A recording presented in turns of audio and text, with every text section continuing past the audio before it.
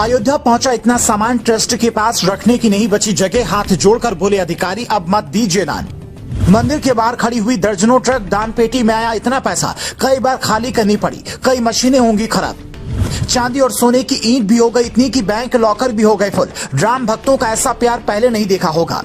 ये तस्वीर अयोध्या धाम की है। सामान रखने के लिए जो स्टोर रूम या फिर गोदाम राम जन्मभूमि तीर्थ क्षेत्र ट्रस्ट ने बनवाया है वो पूरा का पूरा भरा हुआ है। आप देख सकते हैं आटे की बोरियां एक के ऊपर एक कैसे छत को छूती हुई रखी हुई हैं। बगल में तेल के डिब्बे, आटा, चीनी और बहुत सारा सामान रखा हुआ है। और इसके बाहर दर्जनों ट्रक लाइन लगाकर खड़ी हैं कि कब हमारा सामान उतरे, पर अंदर जगह ही नहीं बची है। भक्तों ने दान दिया है। ट्रकें खड़ी हैं, सर बोलिए, रिकॉर्ड कर रहा हूं। ट्रकें खड़ी हैं, पूरा गोदाम भरा हुआ है, रखने की जगह नहीं है। 50 ट्रक सब्जी, तेल, घी, चीनी, मसाले सब पूरा जो है। सर हम लोग, मैं समझता हूं सर कि इस जीवन में इससे बड़ा सौभाग्य नहीं हो सकता।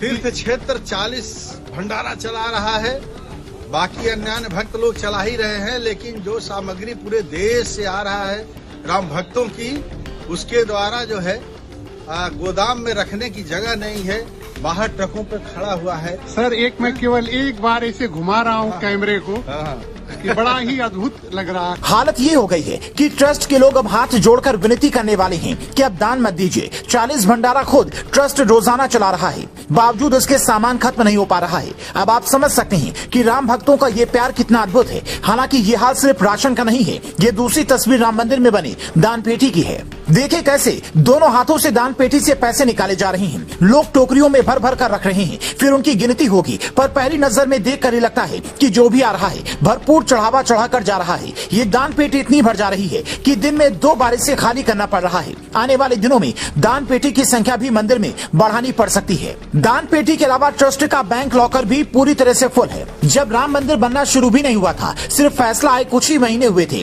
तभी ये जानकारी सामने आई थी कि लोगों ने इतनी चांदी की ईंटें दान कर दी हैं कि बैंक लॉकर में रखने की जगह तक नहीं बची है। 400 किलो से ज्यादा चांदी की ईंटें मिलने के बाद ट्रस्ट ने कह दिया था कि अब प्लीज चांदी की ईंटें मत भेजिए, जब जरूरत होगी हम अपील जारी करेंगे। सोने की ईंट दान करने वालों की भी संख्या कम नहीं है। आपने वो तस्वीर देखी होगी कि कैसे सोने की चरण पादुका लेकर एक भक्त रामपथ की यात्रा करता हुआ 8000 किलोमीटर की दूरी तय कर अयोध्या पहुंचा।